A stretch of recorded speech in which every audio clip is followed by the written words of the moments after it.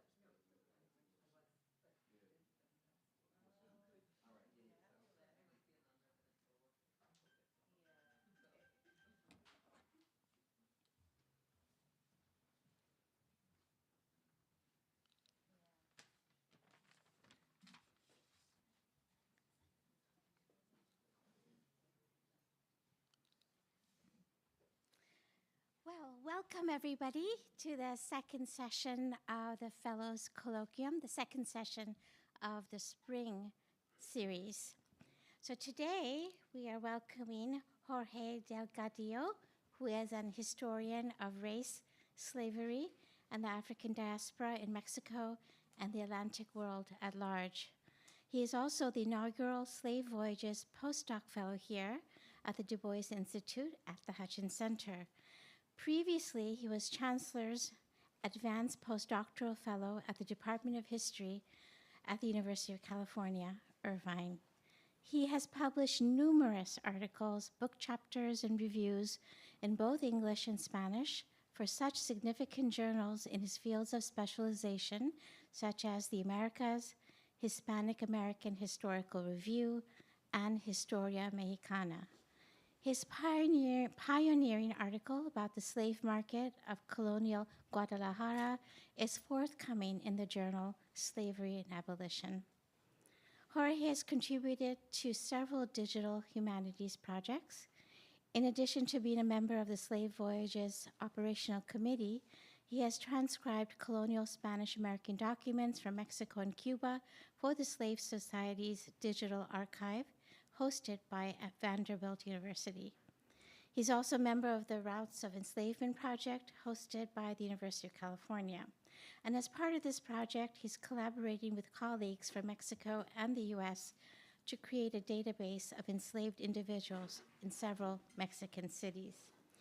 He is currently working on his first book manuscript, tentatively titled A Struggle for Honor, Afro-Mexicans and the Construction of Citizenship in Guadalajara. So please welcome Jorge Delgadillo.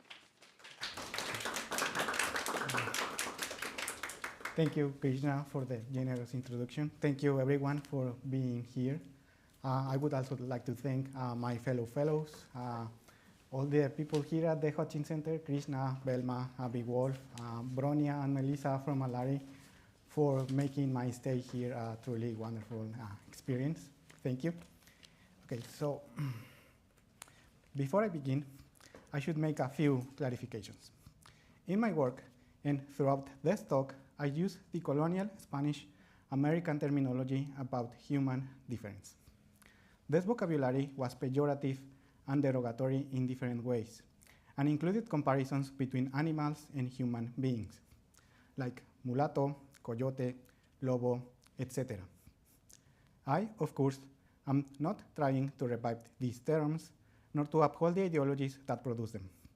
Rather, I use this terminology as a tool to understand colonial Mexican society. In particular, I examine how people use these social classifications in their interactions with different officials.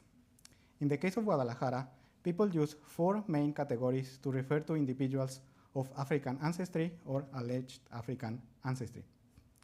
These were negro, mulatto, morisco, and lobo. There were other classifications, but they were not as used as these. Throughout this talk, I will also collectively refer to the individuals bearing these designations as Afro-descendants or Afro-Mexicans. That being said, now I am going to begin with my presentation. And This is a map of late colonial Mexico. There was a province of Guadalajara, and the city of Guadalajara was the capital of the province. For the most part, I will talk about the city, but when I talk about the province, I will make the distinction. Okay. During the fall of 1821, the provincial government of Guadalajara decided to create the first general census of population of the recently independent province. 1 year later, for reasons that remain unknown for historians, the first independent government of the city carried out a new census, giving historians the rare opportunity to follow individuals between consecutive years. These two documents are significant because they include both colonial social categories and emerging notions of citizenship.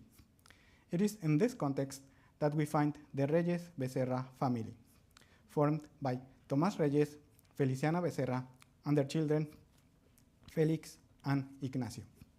They lived in the 10th district of the city, and all of them were classified as Indians. The next year, the Reyes Becerra family still lived in the same district. This time, they had a new member, 1-year-old Juan, and all of them were listed as citizens. The 10th district of Guadalajara was also known as the neighborhood of Mexicalcingo. Originally, it was one of the Indian towns that surrounded Guadalajara and that were created during the 16th century by the Spanish crown. By the time of these censuses, Mexicalcingo was one of Guadalajara's urban neighborhoods, since the rapid population growth of the preceding decades engulfed the previously independent community. An Indian family residing within a former Indian town, thus, was nothing out of the ordinary. At least, this would be the case if it were not for the fact that the Reyes Becerra baptized children classified as mulattoes during the early 19th century. In June 1802, Manuel Becerra and Maria Velázquez, Feliciana's parents, baptized José Victor, mulatto. Then, in March 1805, Tomás and Feliciana baptized José Félix, whom we saw in the census of 1821, also classified as mulatto. The case of the Reyes Becerra family exemplifies one of the strategies that peoples of African descent use in the transition between colony and independence in Guadalajara to make a claim about the right to citizenship, particularly after the Spanish Constitution of 1812 granted this status to peoples of European and Native American ancestry, but denied that right to Afro-descendants. So far, scholars have highlighted the role of Afro-descendant leaders of the Mexican War for Independence in creating a colorblind citizenry. Already in 1810, José María Morelos wrote, "From now on, no one shall be known as Indio or mulatto. We shall all be Americans." Despite this, the elimination of colonial categories of difference from all documents after independence has been seen as an imposition from elites and as part of a process of erasure of Afro-descendants from Mexican history. Afro-Mexicans have been indeed elided from national narratives. Scholars, however, have rarely focused on how peoples of African descent challenged or supported early nation-state building projects in Mexico. In this sense, the argument that I want to advance today is that the abandonment of colonial categories of difference was part of a more complex process in which Afro-Mexicans from Guadalajara used the colonial classifications to their advantage and ultimately discarded them before the Mexican government prohibited their use. Here, it is important to make the distinction between people's identities and social categories. The latter were called Calidad in that period and can be better understood as tools of governance, and I will talk more about them in a moment. This distinction is important for several reasons. First, as we saw at the beginning, these classifications were dehumanizing, animalistic even, and it is difficult to know if Afro-descendants embrace them as part of their identities. Second, we know that since as early as the 16th century, Afro-Mexicans preferred to use terms like moreno and pardo to refer to themselves, although these rarely appear in the written records. Finally, the word moreno has survived in ways that mulatto or morisco, for example, have not. And some communities of African descent in Mexico still use this term to refer to themselves. For this research, I have gathered all of the baptismal and marriage records that involve at least one person categorized as negro, mulatto, morisco, or lobo, and that are located in the 6 parishes of late colonial Guadalajara between 1777 and 1822. I am also contrasting these parish records with the censuses of 1821 and 22 that are available through the Guadalajara Census Project database created by Rodney Anderson in the early 2000s. This methodology is allowing me to trace individuals in different records and to track how they change their social classification over time. In addition, I have found several cases involving Afro-Mexicans from before and after independence to examine how they engaged with institutions and contributed to the construction of citizenship in Guadalajara. Before delving into that, however, it is important to discuss 2 crucial interrelated concepts that run through this whole process: calidad and honor. Throughout the colonial period, the Spanish crown based its control over the population of its vast empire on inequality. It built a legal apparatus that distributed privileges and obligations to people according to various concepts. The most important of these was that of calidad. This concept translates directly as quality, but some scholars prefer to translate it as rank or status. In short, this notion brought together what we now would call race, ethnicity, economic class, and gender into a single concept.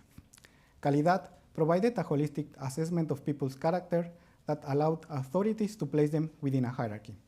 In that sense, building upon previous scholarship, I see Calidad as a tool of governance. Because of these reasons, Calidad categories had many political uses, and they were highly contextual and situational. People express this concept in racial or ethnic terms, such as español, indio, or mestizo. However, it is very important not to reduce it to this aspect alone. At the core of Calidad were notions of honor. Honor was both a personal attribute that had to be recognized socially, as well as a social code that governed relations at the family, community, and imperial level. The Spanish king was considered the font of honor, and people received privileges in return of their loyalty and services to the crown. Honor, thus, was one of the ideological underpinnings that legitimated power in colonial Spanish America. Honor had a dual character. It was considered as something ascribed at birth and that could be inherited. This aspect of honor is known as status. At the same time, people thought about honor as something that could be earned or lost through their actions and conducts. This facet of honor is better known as virtue or merit. During the colonial period, status was considered more important than virtue, and Spaniards made an exclusive claim to it. This placed them at the top of the social hierarchy. Not all Spaniards were deemed equal, however. If they were illegitimate children, performed manual labor, or were accused of a crime, they were considered dishonorable. In this sense, one can speak about degrees of honor across the social hierarchy. During the late 18th century and throughout the 19th century, notions of honor shifted from favoring status to emphasizing merit and virtue.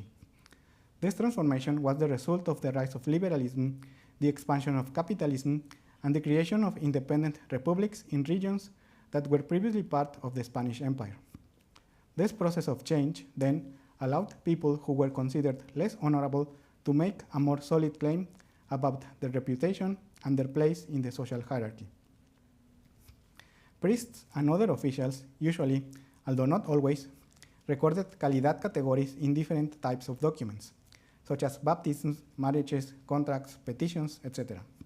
And these are some of the most important sources to study social classification in colonial Spanish America. A contentious point regarding these sources is who was in charge of the social labeling. That is, whether priests assigned a Calidad to people, or if people gave their Calidad category to priests. some researchers have argued that officials were the ones doing the social classification, while others contend that people were classifying themselves. A third group sees the process of labeling as a negotiation. I tend to agree with this last interpretation, and I see social classification processes as a negotiation, one, however, in which Afro-Mexicans sometimes had the upper hand. And now I am going to explain why I think this. Scholars who contend that officials were doing the labeling argue that taking this stance explains why, in some cases, the same people were classified differently in different documents. Some of these scholars also point out that these cases are explained if we consider that officials base the labeling on physical appearance. However, the evidence from Guadalajara seems to contradict these assumptions. In this case, it would be useful to compare the different types of categories used to refer to Afro-Mexicans in different documents. First, we can see the classifications used in slaves' bills of purchase from 17th and 18th century Guadalajara. These were clearly impositions from slaveholders and also clearly based on physical appearance, considering that they were used in documents where Afro-Mexicans were treated and described as property. Then, we have the classifications used in notarial records that Afro-Mexicans spent as free people. If we agree that free status gave Afro-Mexicans more leeway to classify themselves, this could explain the big differences between the two sets of documents. Finally, we see the Calidad categories used for Afro-Mexicans in parish records. As we can observe, the classifications used in notarial records and those used in sacramental sources are the ones that more closely resemble to each other. If priests were assigning people's Calidad based on physical appearance, then why didn't they use similar categories to those used in the bills of sale? Evidence from outside of Guadalajara also suggests that officials did not always classify people in censuses and other records. The testimony of a census taker from central Mexico in the late 18th century is revealing. Quote, "There is no one who dares to distinguish the different castes. This could be an upsetting information, and if taken rigorously, we will discover well-regarded families with the dark stains, erased or diluted by time. This would result in never-ending scandals. I understand that the list of militia membership is to grant honor, not to dishonor people. I have recorded the castes of Español, Castizo, Mestizo, Pardo, etc., following the declaration of the people themselves. Although I suspect some of them lied to me, whether the people of this town are Spaniards or not, they live honorably. And if some people grant themselves the distinction of a better caste, they have the merits to deserve it." The Bishop of Arequipa, Peru, wrote along similar lines in a letter to the king from 1815. Quote, "This classification is odious to the parish priests, since having been ordered by the courts to do it, the priests found themselves obliged to tell the truth or to lie. If they did the former, all those who judged themselves to be Spanish citizens, not being such, believed they had been insulted, and they rose up against the priests. They insulted, scorned, and slandered them. If the latter, it weighed upon their consciences." It is unfortunate that we do not have similar testimonies for the case of Guadalajara. Despite this, some baptismal records might suggest that a similar situation was happening in Guadalajara. In a few of these documents appear phrases like "no dieron razón de su calidad" or "no se supo su calidad." These translate as "they did not say their calidad" or "their calidad was not known." These phrases appear mostly in baptisms of children of single mothers or unknown parents, and therefore it is difficult to identify who these people were. However, in one case, this phrase appears in the baptismal record of a child from a couple that I identified as Afro-Mexican. On 7 April 1785, Juan José Chavarría and María Guadalupe Pineda baptized an enslaved mulatta girl named María Josefa. Then, on 14 December 1793, the same couple baptized Francisco Javier, of unknown Calidad. if priests allegedly had all the power to classify people in these documents, why did they write these phrases instead of just assigning a Calidad to these children? Further, the records of Guadalajara contain hundreds of baptisms of children without Calidad classification whose parents previously baptized Afro-Mexican children. For example, Polonio Sarabia and Rosa Contreras baptized 3 mulatto children between 1781 and 1787. Then they baptized 2 children, but without Calidad designation in 1789 and 1790. These are 2 of their children. I am aware that these pieces of evidence do not definitely prove that Afro-Mexicans were classifying themselves, but they do present a significant challenge to the argument that priests were doing the labeling. For the remaining of this talk, then, I will work under the assumption that Afro-descendants had the upper hand in social classification processes. Okay, so how did Afro-Mexicans abandon colonial categories of difference, and how did they contribute to the construction of citizenship in Guadalajara? Censuses show a gradual decrease in the number of people classified as negros, mulattos, moriscos, and lobos in Guadalajara. The first colony-wide official census of 1777 listed a total of 19,192 inhabitants, of whom 38.6% were counted as Afro-Mexicans. A decade and a half later, in 1793, a new population count reported that Afro-descendants were 26.3% of the city's population, of about 24,768 people. In the last 2 censuses that recorded colonial ascriptions from 1821 and 22, this figure had further decreased to 2% out of 38,021 inhabitants.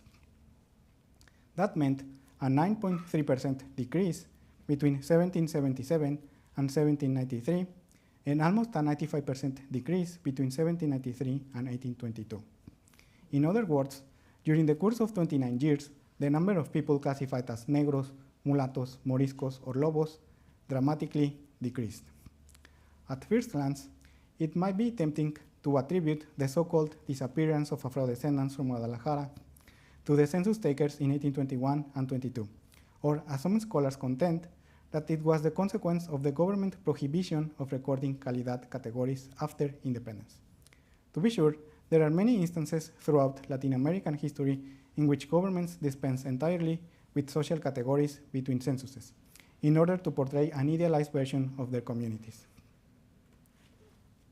Contrasting sacramental records, such as baptisms and marriages from the period of 1777 to 1822, with the censuses of 1821 and 22, casts doubt on the suspicion that census takers caused the undercounting of Afro-Mexicans in these documents, because the same process is observable in different types of records. As we can see in the following figures, the abandonment of Calidad categories was a gradual process of the late colonial period. Collectively, the 2 graphs show that the number of both baptismal and marriage records involving Afro-Mexicans gradually but clearly decreased across the whole period. Both baptisms and marriages of Afro-Mexicans reached their lowest point up to then in 1814, and finally disappeared in 1822. It is difficult to argue that Afro-descendants were thinking about citizenship from the outset.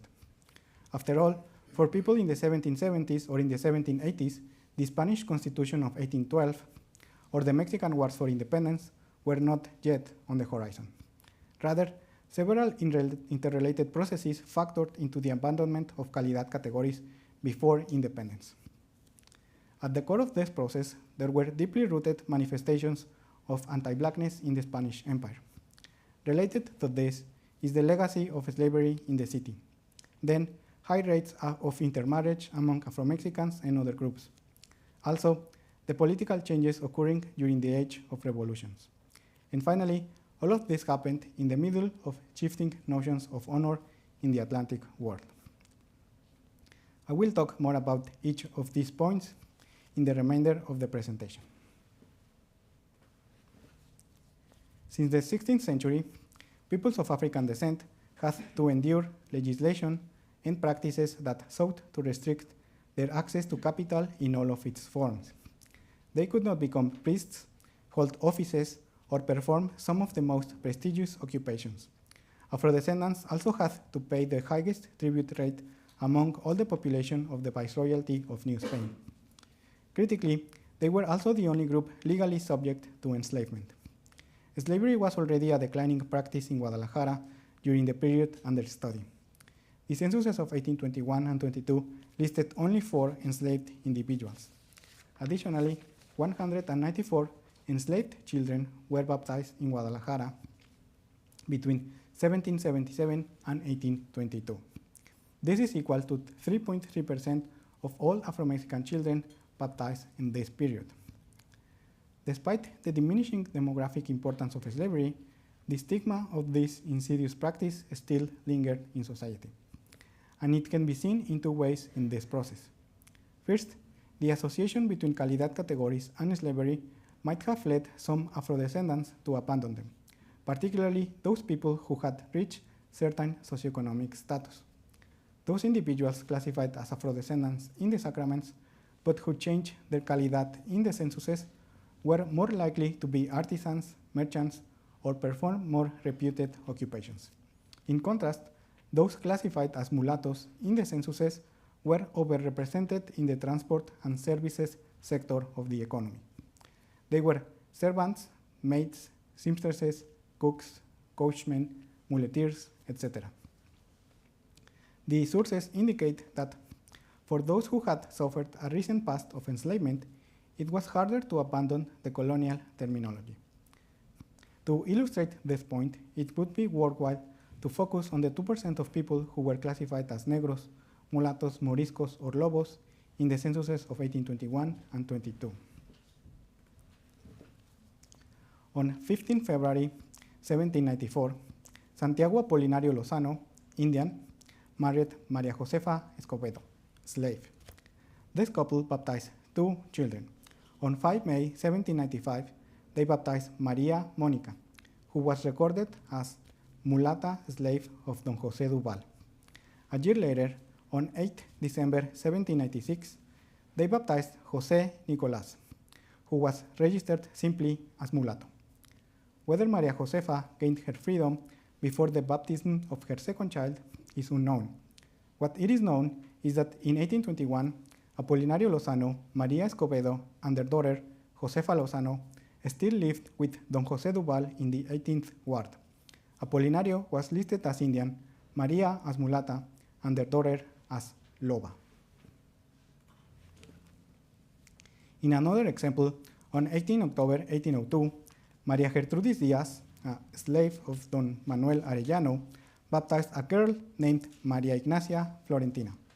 In the census of 1821, Maria Ignacia was a mulata seamstress still living with Presbyter Don Manuel Arellano in the 20th district. Ultimately, on 18 April 1810, Maria Esmeralda, or Hermenegilda, slave of the Noguera sisters, baptized a child of unknown father named Mariana. 11 years later, Esmeralda and Mariana were listed in the census as mulatas and servants in the household of Ana Antonia and Petra Paula Noguera, within the 14th district of the city. In these cases, people who had been identified as slaves in the sacramental records in the censuses were classified as servants or maids. Whether these terms were euphemisms to conceal the ownership of enslaved individuals or the actual occupational status of these people is unknown. However, it is very likely that suffering a recent past of enslavement might have prevented many Afro-Mexicans from changing their Calidad ascription or dropping it altogether in the censuses of 1821 and 22.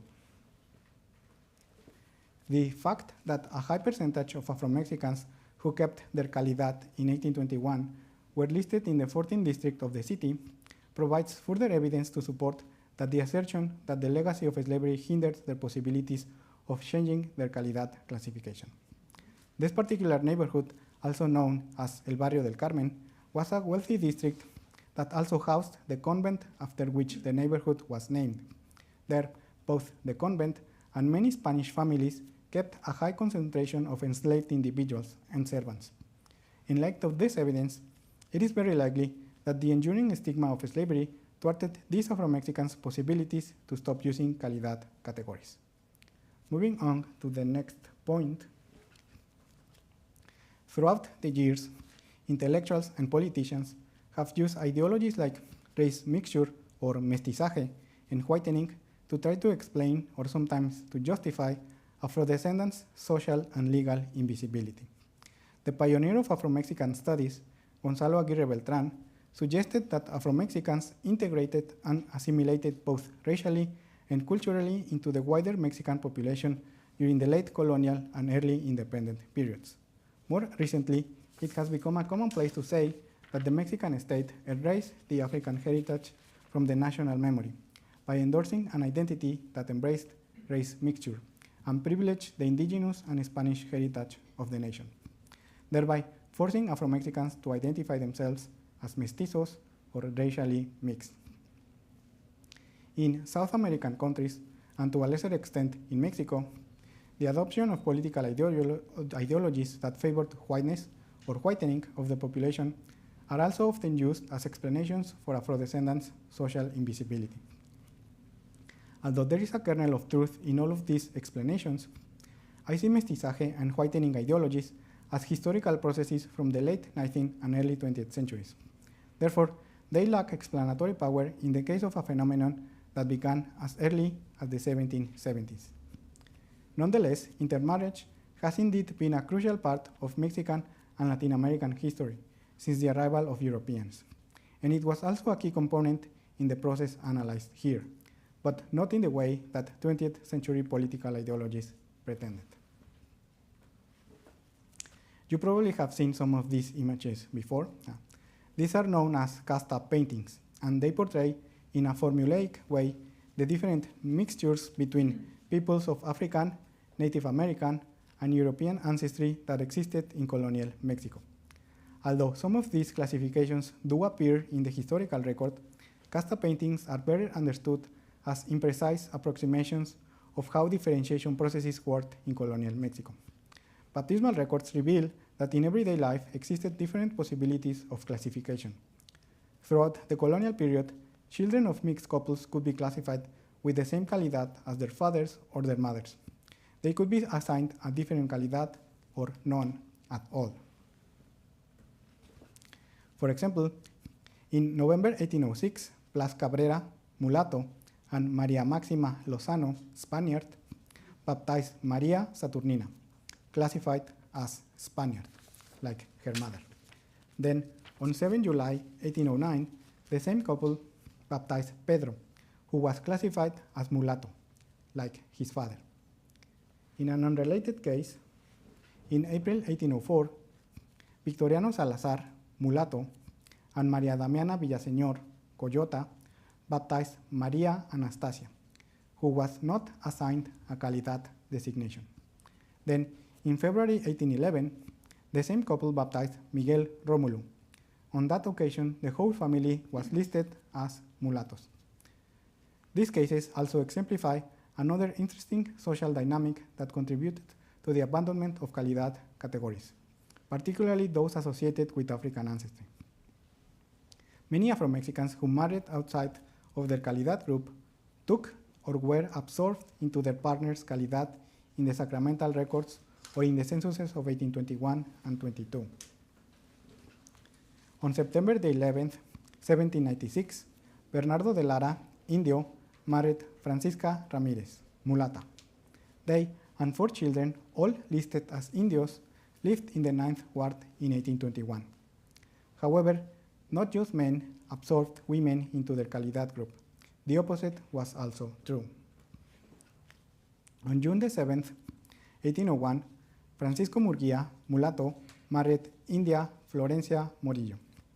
According to the 1821 census, they were an Indian couple living in the 9th ward. Importantly, although Calidades related to African ancestry ultimately disappeared from the censuses of 1821 and 22 through these dynamics, Afro-Mexicans could also absorb their partners into their group. We saw this with the Cabrera and Salazar families. In another case, in January 1778, Olayo Ramirez, Morisco, married Josefa Albina Barron, Spaniard. 1 year later, in 1779, they baptized Jose Antonio, classified as Morisco, like his father. Then, in May 1782, Olayo and Josefa baptized Jose Felipe Santiago, mulatto. The fact that there were several possibilities of classification when children were baptized, and the fact that Afro-Mexicans could integrate their marriage partners into their Calidad and not just being assimilated into other groups, demonstrates that Afro-descendants were not in an inescapable trajectory of disappearance, as the ideologies of mestizaje and whitening pretended. There was nothing determined or preordained about this process. The social dynamics just described certainly contributed to the abandonment of Calidad categories, but they do not provide a sufficient explanation for this process.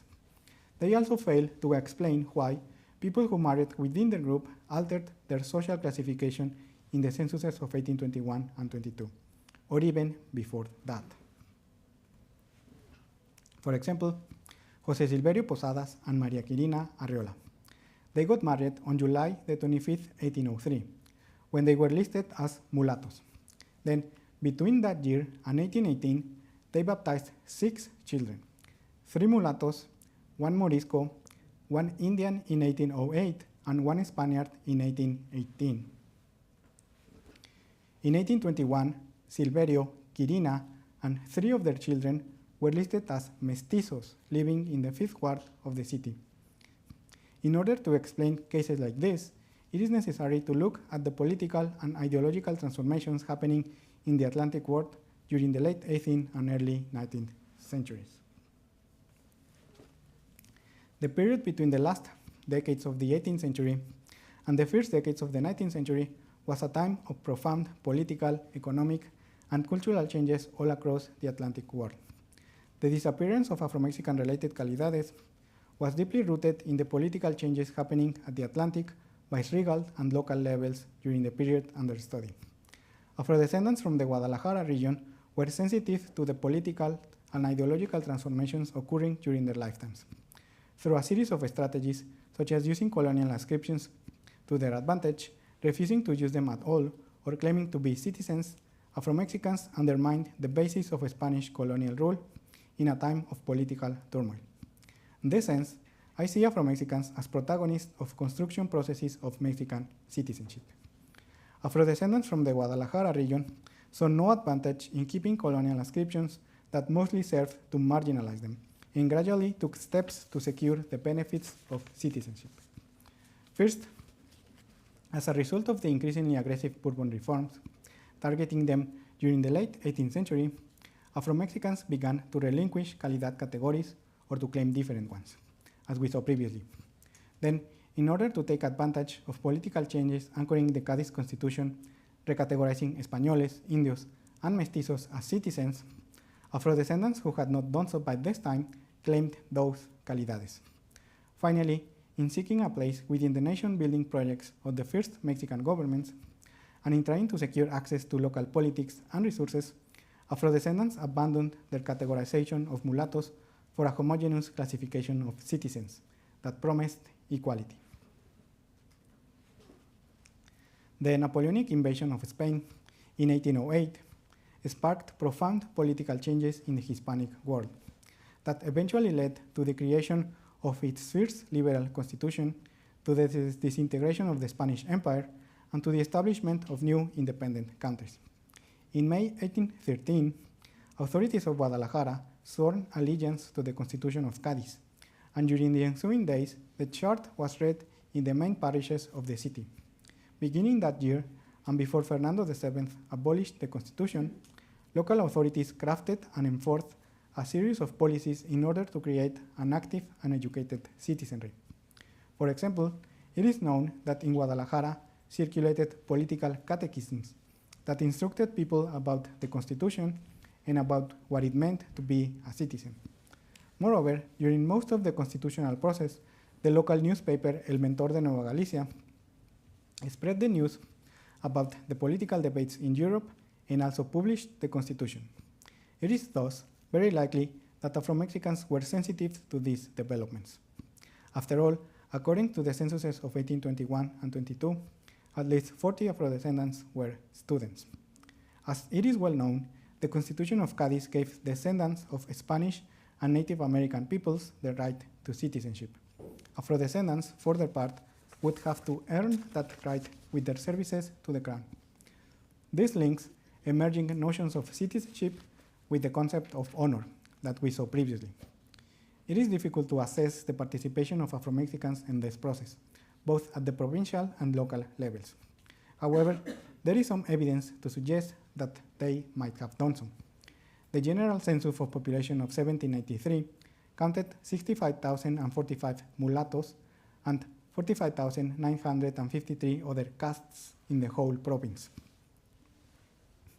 To determine who would participate in the local elections, authorities made new population counts in 1813.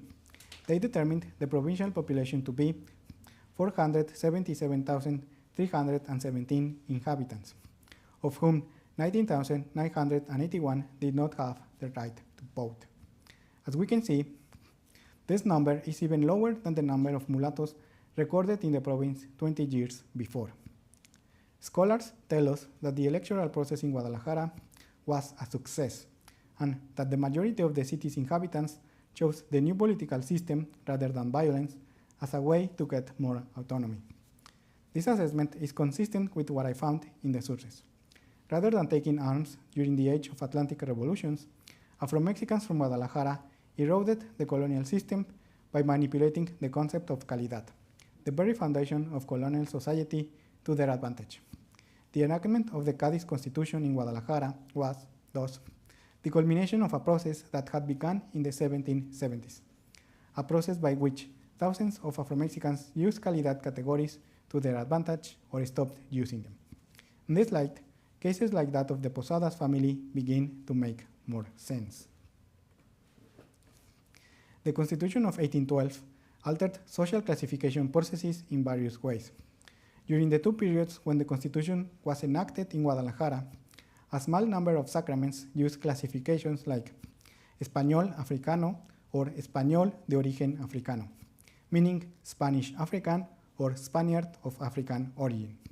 These terms imply that these people belong to the Spanish nation, as defined by the Constitution, but they also highlight their African ancestry. All of these records were signed by the same priest, Esteban Huerta, and therefore it is difficult to know if these classifications were created by him or by Afro-descendants. And we shall encounter this priest again toward the end of the presentation. A complex example of how the Constitution altered classification processes is that of the Carranza family. On July the 10th, 1796, Maria Josefa Carranza, mulata, married Bartolo Murillo, Indio. Maria Josefa was the daughter of Jose Antonio Carranza, who in December 1804 baptized with Juliana Arado a mulatto son named Jose Nicolás.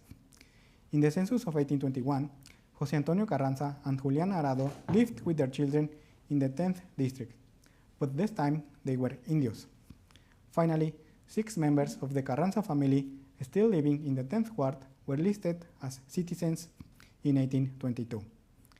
Even if most families did not follow a path as intricate as that of the Carranzas, what the trajectory of this family shows is that in the midst of the political turmoil initiated by the Napoleonic invasion of Spain, Afro-Mexicans who in the previous decades had not engrossed the numbers of Españoles, Indios, or Mestizos did so after 1808. Once they claimed the calidades of Español, Indio, or Mestizo associated with citizenship after the Cadiz Constitution, some Afro-Mexican families did not let go of them. Others used these social labels to assert their right to citizenship in 1822, when Mexico was already independent but still ruled by the Constitution of Cadiz. Most of them, nonetheless, simply abandoned the colonial terminology of difference. Once Mexico became independent, slavery was abolished and colonial distinctions of calidad were prohibited by law, making very difficult to track peoples of African descent in the historical record. Contrasting the database I built with legal cases from the State Supreme Court of Jalisco has allowed me to find at least a few of them in the first decades after independence. First, we have the case of Buenaventura Berrueco. He was the son of Mariano Berrueco and Dolores Acevedo, who baptized at least 4 Afro-Mexican children in the 1790s in Guadalajara. In 1821, the Berrueco family was listed in the 6th district of the city. Mariano was a widower, and his children's names appear slightly changed, but that was relatively normal for that period. Importantly, Mariano was listed as a sacristan and Buenaventura as a silversmith. Further, Mariano seems to have fulfilled an important role in the community. He witnessed 17 marriages of Afro-Mexicans, and he was the godparent of 2 African-descended children. In 1826, 5 years after independence, Buenaventura was the victim of a crime. Through his testimony, we learned that he still was a silversmith, and that someone broke into his workshop and stole some of his tools. Eventually, he was able to recover some of the stolen objects. Beyond these details, what it is important to highlight is that he knew how to write and how to sign. He also knew how to properly address authorities and institutions. There are no indications of the colonial Calidades in the whole file, and he always referred to himself as the fellow citizen Buenaventura Berrueco. 8 years later, in 1834, Buenaventura reappears in the historical record. This time, he held a minor office in the city government as one of the inspectors in charge of monitoring the goods that came in and out of the city.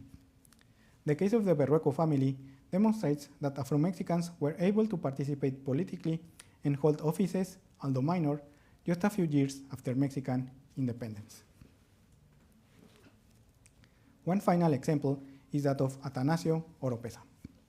Atanacio was the son of Margarito Oropesa and Maria Antonia Santillán. For his part, Margarito was the son of Ventura Oropesa and Juana Villalobos. Margarito, Atanacio's father, was baptized in 1791. Then, in 1809, when he was 18 years old, he got married with Maria Antonia. In the census of 1821, the whole family was listed in the 7th district of Guadalajara. Ventura was a merchant, Margarito a soldier, and Atanacio was only 10 years old. It is important to note that they were listed living in between Spanish, Mestizo, and Indian families, but the whole Oropesa family lacked Calidad designations. In this case, what is not on the page is probably more telling than what it is. Moving forward 10 years to 1831, Atanacio was accused of a crime. Someone broke into the State Institute of Science and stole some money. Atanacio was seen at the institute on the Sunday before authorities noticed the robbery, and he was accused of stealing the money. Similarly to Buenaventura Berrueco, Atanacio knew how to write and how to sign, and he always referred to himself as a citizen. Through his own and other people's testimonies, we learn that Atanacio was 21 years old and that he studied and worked at the institute, and that is why he was there on a Sunday. Despite this, he was held in preventative custody. It was until priest Esteban Huerta, whom we encountered previously, wrote a letter on behalf of Atanacio that he was released and absolved from all charges. Esteban Huerta's testimony is worth citing at length. I certify, and if necessary, I swear, that since the opening of the Institute, the citizen Atanacio Oropesa has devoted himself to the study of mathematics with impeccable diligence, making great progress. For this and other reasons, I regard him as an educated and judicious person, as well as a true gentleman. The fact that Esteban Huerta called Atanacio a gentleman is not a minor detail. The original Spanish phrase, hombre de bien, was used during the 19th century to refer to the emerging middle classes of the country. Mexican politician and intellectual Lucas Alamán wrote about hombres de bien. These are men of faith, honor, propriety, education, and virtue.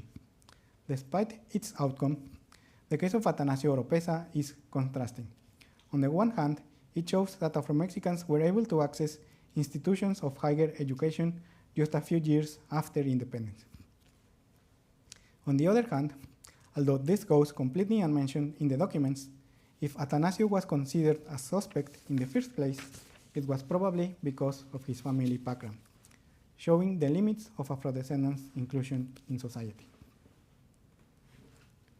To conclude, when 19th century Mexican governments banned Calidad designations, they thought that classifying people with these categories was inherently wrong.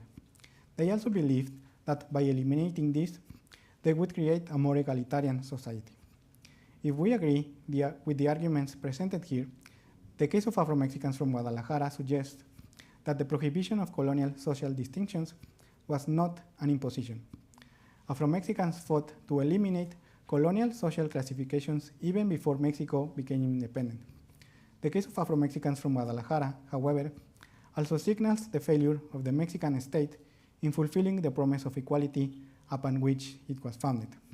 Indeed, the prohibition of colonial distinctions of Calidad was not followed by other policies that address the inequalities created in the colonial period. And many of these disparities are still evident in Mexican society. In 2015, thanks to the efforts of activists, associations, and scholars, Afro-Mexicans were legally recognized as one of the ethnicities comprising the Mexican nation. In 2020, almost 200 years after Mexican authorities prohibited the use of colonial classifications, Mexicans were again able to categorize themselves as Afro-descendants in the general census of population. In 2021, the results of that population count were published, and more than 2% of the country's population claimed to be Afro-Mexicans. This recognition is a significant step in the right direction. Whether it materializes in actual changes in people's living conditions remains to be seen. As a Mexican historian recently wrote, historical memory is in debt with the populations of African descent in the country. That is why we should keep studying their struggles to fight oppression, so we can spark and inform discussions on race, nation, citizenship, and belonging, and to try to avoid making the same mistakes from the past. Thank you.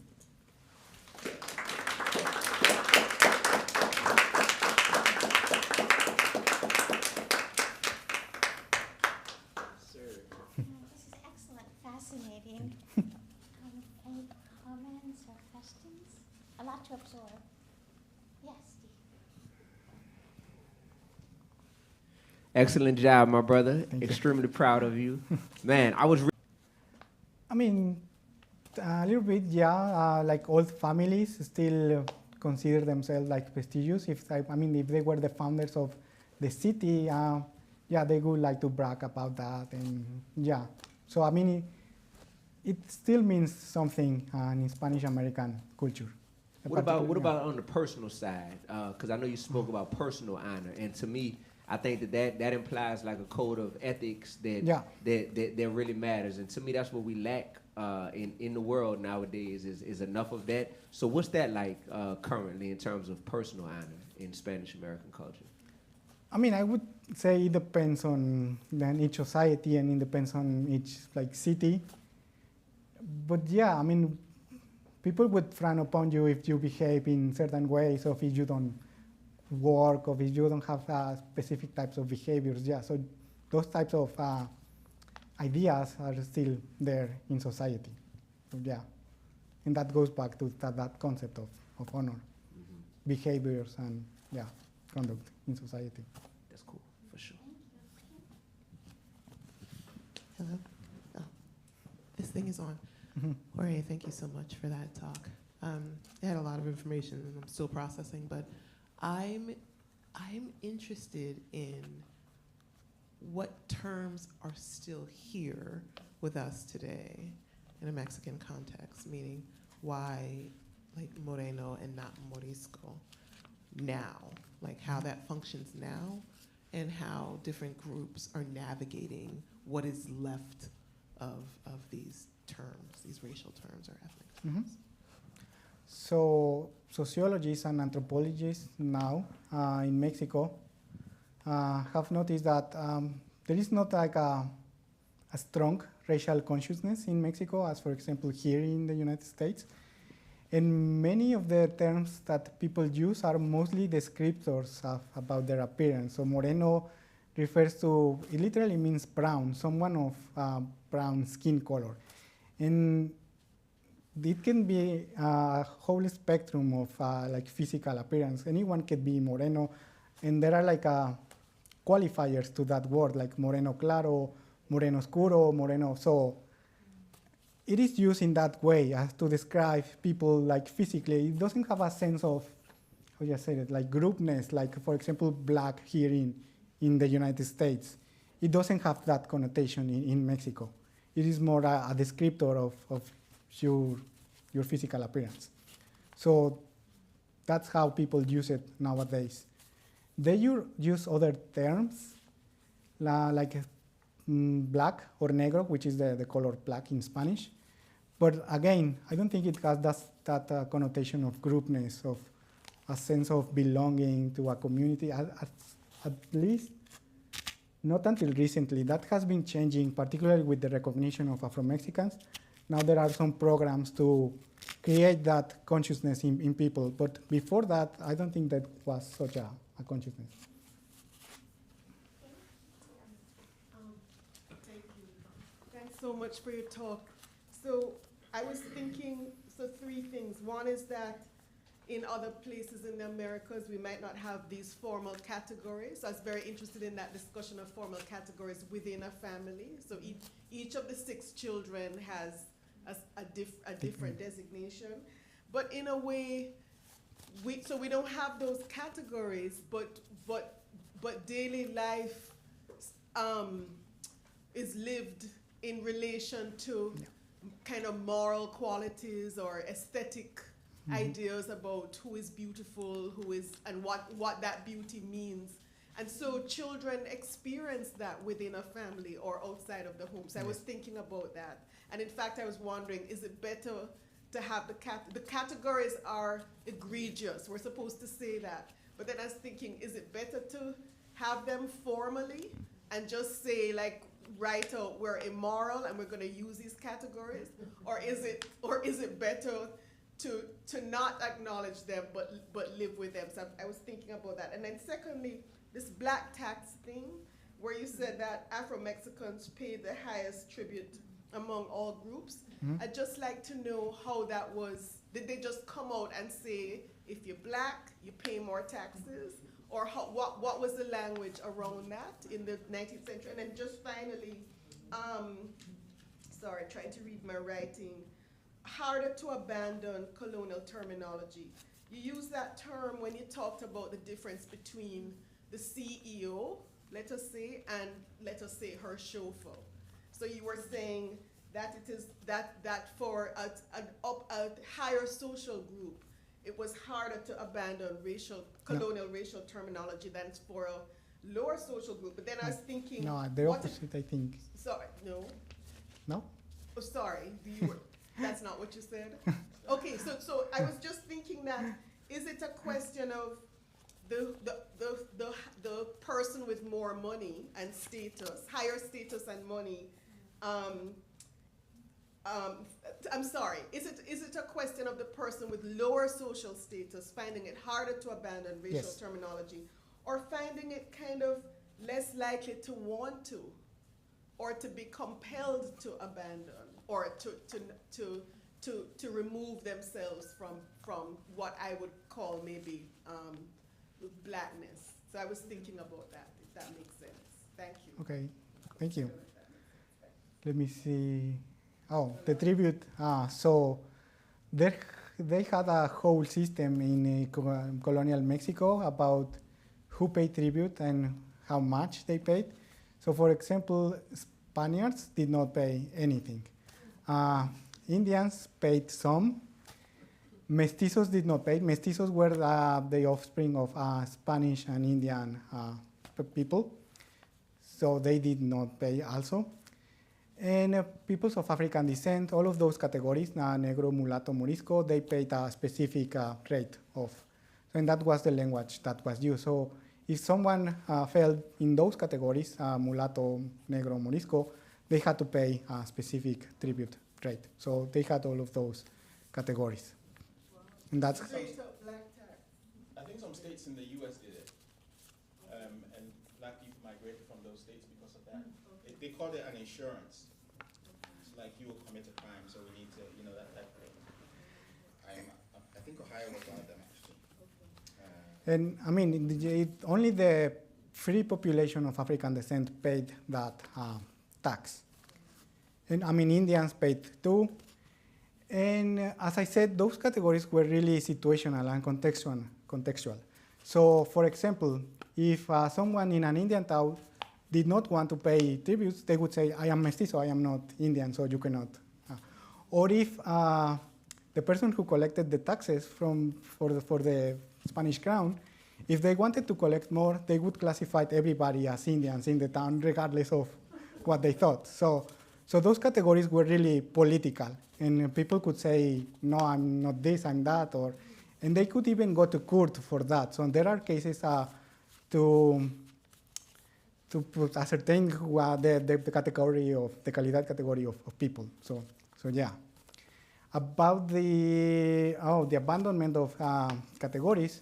So I mean, there is a correlation between people who are artisans, merchants, and the use of those categories. So the people who were not using those categories anymore were merchant, artisans, so they were higher in the socioeconomic status.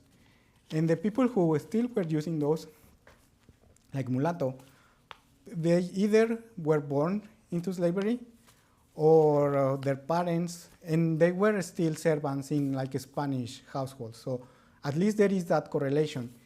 If it is difficult to know, like if people wanted that, or if, I mean, I am making the argument that, but that doesn't eliminate the other possibility. For example, in that neighborhood, the 14th district of Guadalajara, they might have been positive associations with those categories. Although, I mean, mulatto refers to the word mule, and lobo in Spanish is just wolf. Coyote is an animal, so I don't know. It is difficult to know if people embrace those categories. They were really dehumanizing, so I mean, it is difficult to read like the motivations of people in the documents.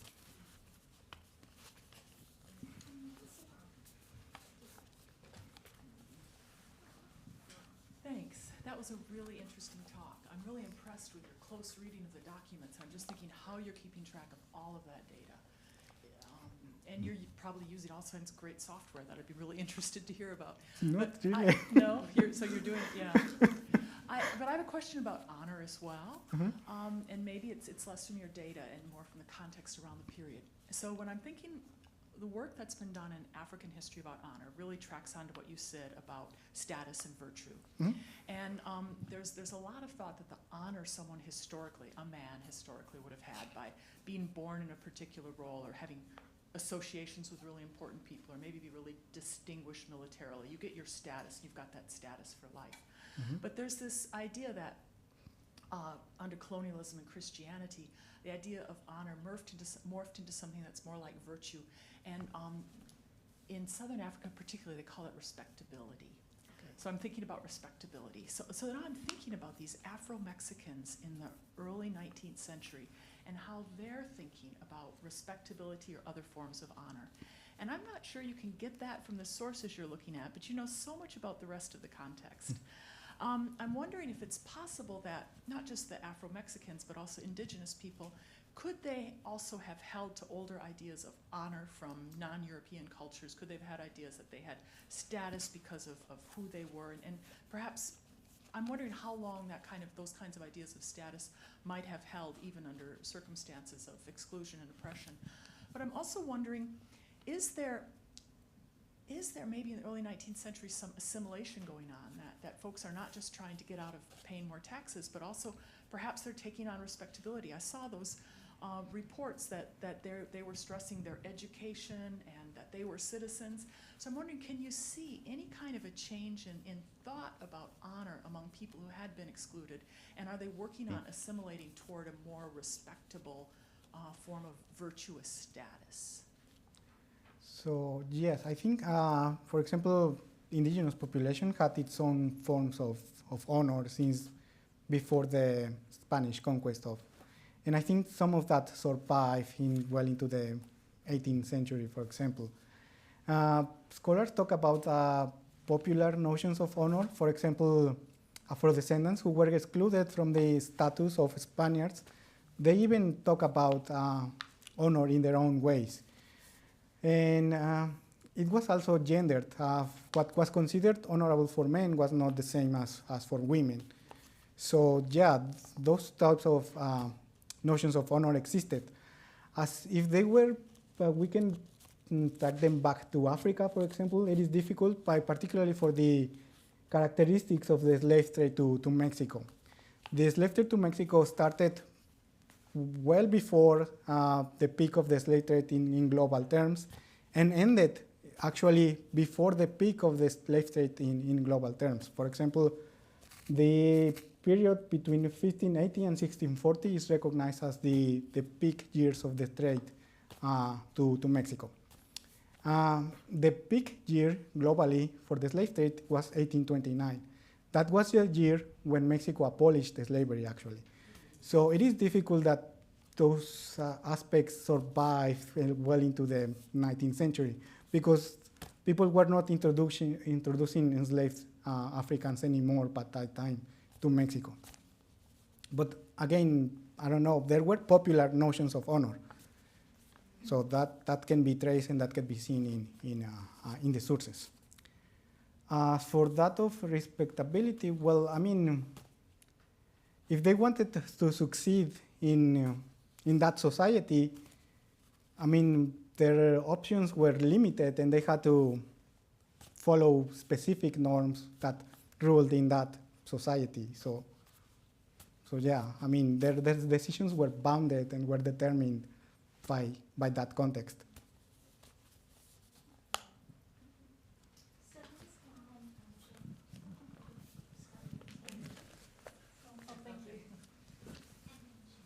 Jorge, I'm in total awe. That was magnificent. And just seeing how you work with those documents, so I'm wordless. I'm just grateful to learn a little bit more. You mentioned some individual stories, and especially around children and adults too, and relationships, and just the idea of family building and what you're finding in these documents, and you're creating a world out of these documents, and then cross-referencing them, another level of epic awesome.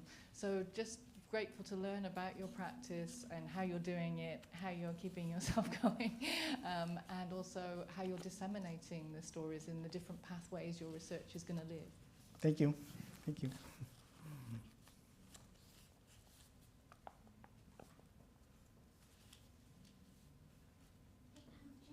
Okay, so great presentation, Jorge. Thank you.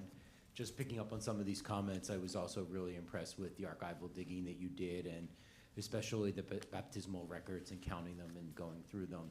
The two documents that stuck out to me most sharply were the Census Taker's record and then the Bishop's record, in which they both said that they couldn't accept the comments, they couldn't reject the comments by the people who identified their own race, which is fascinating, because within the US context we see this happening in other places in South America. We see this happening where they have the authority and they have the power of the administrative state to enforce whatever code. And even in your answer to one of the questions, you said if the collector wanted to come along and say everyone was Indian, you know, he could. So I wanted to know if you could talk a little bit more about that. And then I also know that the project is really about understanding these racial classifications and the ways in which they've sort of dissipated over time and changed over time. But I wanted to know a little bit more about the communities of people attached to it. Some of the records that you showed provided evidence that this could have been a biracial child born of certain parents, and maybe that's how the identity forms. But in this area of Guadalajara, are there enclaves of people who we could understand as mixed race? And is that part of what's in some way bolstering their claims to mixed racial identity. So I'm wondering if you could talk a little bit more about the communities of these people, or if they're just these isolated incidents. Yeah, thank you. So, yeah, about those categories, that phenomenon particularly happened when Spaniards were not the majority of the population, as in Guadalajara. Like in Guadalajara, Spanish authorities were not in the majority. So they knew what was happening. They just were afraid that if they classified people in ways that they didn't like, they might rebel, particularly in this context. It is in the transition between colony and independence. So the context is really important. I don't see, for example, this happening in the middle of the 17th century or something like that.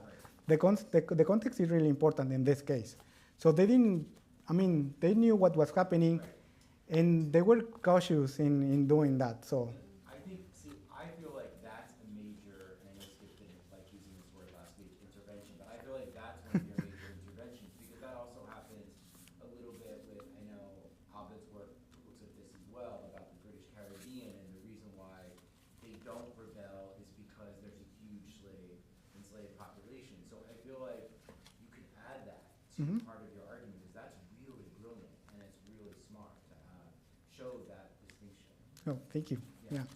And about those classifications, so for example, those cases happened not in this period, clearly. So some of them are from the late 18th, particularly when one tribute collector was accused of doing that, like, hey, he classified me as Indian and I'm mestizo or whatever.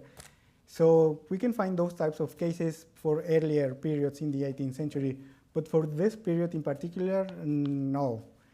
And about race mixture, so for example, the Afro-descendant community of Guadalajara had a 50% exogamy rate. So 50% of Afro-Mexicans married outside of their group, with other groups, with Indians, Spaniards, mestizos. So there is a lot of intermarriage happening there. And that's definitely something important in this process. And I don't think it was only Guadalajara. So the whole ideology of mestizaje that exists in Mexico and other parts of Latin America, finds its base on that. Intermarriage has been an important part of history in Latin America. It was widespread. So they could make a claim about that. So we give you a Tonya and Abby. Want some water? Oh. Jorge, thank you. Yeah, thank you. It's really great to hear this, and also to think about your paper that's going to be published soon, which actually talks about the presence of people from China and Japan as well at that time in the area. But I'm thinking about the agency that you kind of suggest that Afro-Mexicans had in determining their designation. But when you have a system where the structure confers privileges on you if you go in a certain direction, because all of this agency is one direction, is going towards whiteness, then of course, yes, they have agency, but it's forced on them. It's a compromised agency. Yes. And this kind of then disinclination to associate with their Africanness or their blackness is probably related to what you have now, which is that people might be, obviously of African descent, but won't want to associate because of the possible, disenfranchisement that comes with it. And actually maybe what you're seeing now, which is the resurgence of it, is more because there's a visibility of a larger global blackness which they can associate with, and they don't feel isolated. So yeah, just your thoughts on that, and what that might mean going forward. Yeah, as I said, the decisions of peoples of African descent were completely bounden. I agree with that. It is a colonial society in which Spaniards have all the privilege. They didn't pay taxes. They could hold offices. They could become priests. So there are, some structures in place that might have led people to like want that, to be part of that. So yeah, I understand that. I mean, I don't think I use the word agency. I don't think it applies here, but I try to understand people's like motivations and try to read them in these documents. But yeah, their decisions were bounded, definitely. And now what we are seeing is like a creation of a more conscious society about those structures that are not just in Mexico, but that are like global. And that kept existing even if they prohibited those categories after independence, and even if Afro-descendants had some opportunities to participate politically, I mean, we can still see that there is some correlation between skin color and wealth and access to resources. So false arrest. We can still see that in Mexico. So yeah, that is one of the colonial legacies of all of this. Thank you for the brilliant presentation. Thank you. I'm interested in the current situation of that 2-point-something population of that self-describes as Afro. Now or in the now. 18th century? Okay. Now, what's with the neo Afro-Mexicans, those who found themselves in Mexico trying to cross into the U.S. in the state? Because I was in Mexico and I saw tens of them, like from Congo, from Nigeria. Is there a conversation between those two communities? Are they the new black Mexicans who are suffering a new form of discrimination? So I don't know much about the migration of people to like modern Mexico, but I do know that, for example, Africans that are now migrating to Mexico en route to the US are not considered Afro-Mexicans for the censuses and for the Mexican government. They just are migrants from Africa, so they are Africans. So they don't have the same status as Afro-Mexicans or peoples of African descent.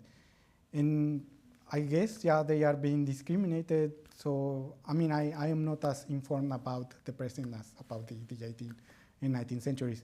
What I do know is that Afro-descendants, particularly from the Pacific coast of Mexico, are now moving to parts of North Carolina and South Carolina and establishing themselves there to try to improve their economic situation. And that has been happening for a few decades now. Communities of African descent from Mexico moving to the US to try to improve their situation. Good afternoon. Thanks, Jorge, for wonderful speaker. Mailing is very contested of Guadalajara is very similar northwest from Brazil. In northwest from Brazil, there is terminologies, coffee and milking, and anyway. But I have a comments. Don't I have ask? I think this obsession to define and classify, find the terminology for black people seems like an ongoing obsessions and dangerous obsessions that is part of a colonial ideology. You know, it's the people. What is its name? Your name. What is the community? What is your destination in the black? The black people in black diaspora. It's very similar context of Guadalajara with happening in northwest Brazil. And I think more or it's like colonial slogan. You have no place. Is this space in nature? Yeah, thank you. So yeah, I mean, I remember when seeing some of the classifications in Brazil, like cabra, for example, that looks like it's animalistic, the whole terminology in Latin America, not just in Spanish America. So yeah, this is really, really similar. Thank you. So we'll close with that. Okay. Thank you so much. This was so brilliant and fascinating. Thank you.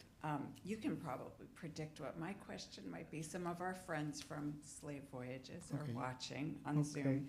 And this connects a bit to, I think, Nancy's comment and Celeste about record keeping and dissemination of this information. I'm wondering, how does this data connect, if at all, to the work that you're doing on slave voyages? And what kind of data are you adding to that massive and magisterial database? So this particular project is not related. The other project that I'm working on about the slave market of Guadalajara, it is like earlier than this. So it's 16th and 17th century. It's actually the antecedents when the peak of the trade in Guadalajara happened. So none of this is going to be on the slave voyages database. This is another project that I'm working on.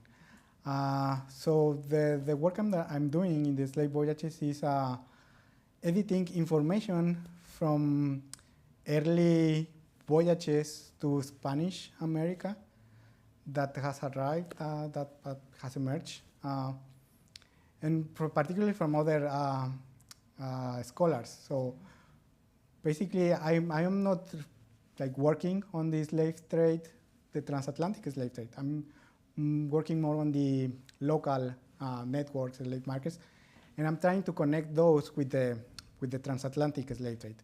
So what I'm doing is first locating voyages, transatlantic voyages, and then trying to locate from where enslaved people moved from Veracruz to Guadalajara, or from other places to Guadalajara. So it's what happens after the transatlantic slave trade. And then, I mean, some of these people you're tracing may be, I would assume, descendants Yes. of those. Yes. So it's there. I mean, it's kind of related.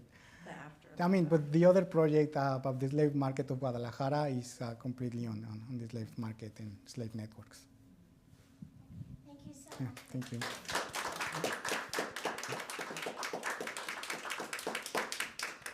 Please join us for some lunch. I think it's still there.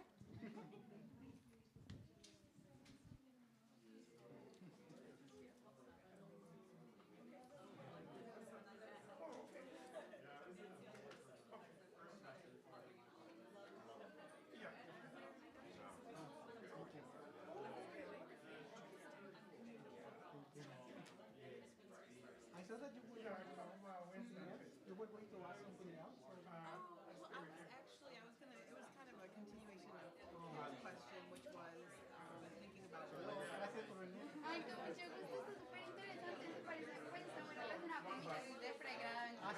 Después hablamos, yo hice sobre blanquitud en Colombia, entonces ahí hablamos. Chao, Jorge. but I was just thinking about the 2020 census, and thinking about the Afro-Mexican identification, and if it was related to, this kind of rising global consciousness and or resource allocation. So I didn't, Both. yeah. It's probably coming from outside more than from the inside. Yeah. Particularly scholars from the U.S., Singham, so they are promoting this.